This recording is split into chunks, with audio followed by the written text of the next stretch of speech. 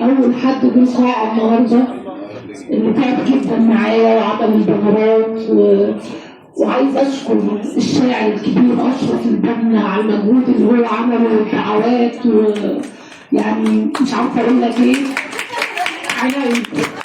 وعايز اشكر الحاضر الغايب بسبب اليوم ده النهارده اللي ما قدرش يكون موجود، زوجي الشاعر الكبير ابراهيم الدسوقي اللي منعه المرض حبيبي من ان هو يحضر ويشاركني اليوم النهارده.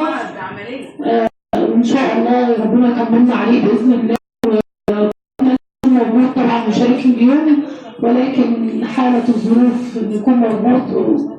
وانا مبسوطه بيكم جميعا هقدم لصديقي عشرة السنين الطويله محمد صبحي اللي هو بيقول عليه محمد البطران. اتفضل.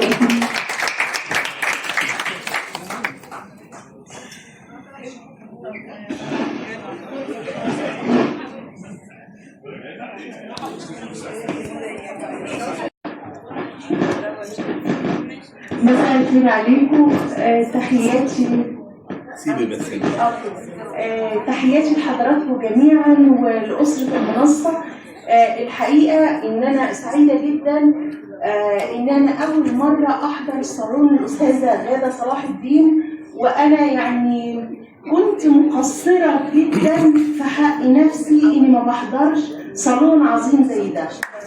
فالحقيقة لا حقيقي يمكن أنا أستاذة غادة أعرفها على المستوى الشخصي، لكن ما حضرتش لها صالون قبل كده. وفعلا بأكد إن أنا كنت مقصرة في حق نفسي. إنسانة جميلة، أداء رائع وأداء راقي، سيدة منصة من الدرجة الأولى، إدارة ناجحة راقية جميلة في كل شيء، إنسانة راقية وذكية.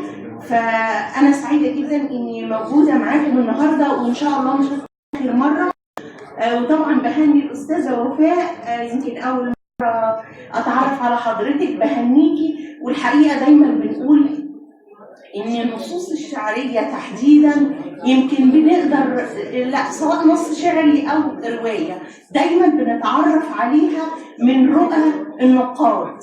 يعني يمكن قبل ما نقرا العمل لما بنسمع كلام النقاد بنقدر يا اما بنقرب من العمل ده او نبعد عنه. فالحقيقه اللي سمعناه النهارده يخلينا لازم نقرا. واجمل كتابه شعريه هي الكتابه اللي خارجه من القلب، والكتابه اللي بتعبر عن احداث شخصيه. دي بتبقى خارجه من القلب، واللي بيخرج من القلب بيوصل للقلب.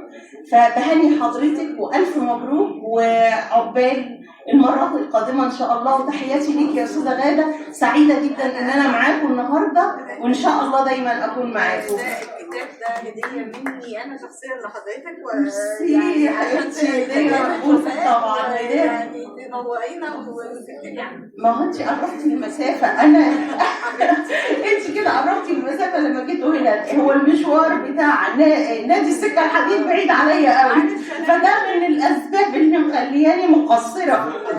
لكن نعم، وانت السناري كان بعيد؟ معلش هي اكيد كانت مشغوله. لا ان شاء الله دايما انا سعيده جدا بكل الحضور، وان شاء الله اكون معاكم دايما. وتحياتي وميرسي جدا لاستاذه غاده. دايما بقول فيكي يعني ذكاء ما شاء الله ورقي ومجامله جميله. ميرسي على تهنئتي بدبلومة الصحة النفسية. شكرا لحضرتك، ربنا يخليكي.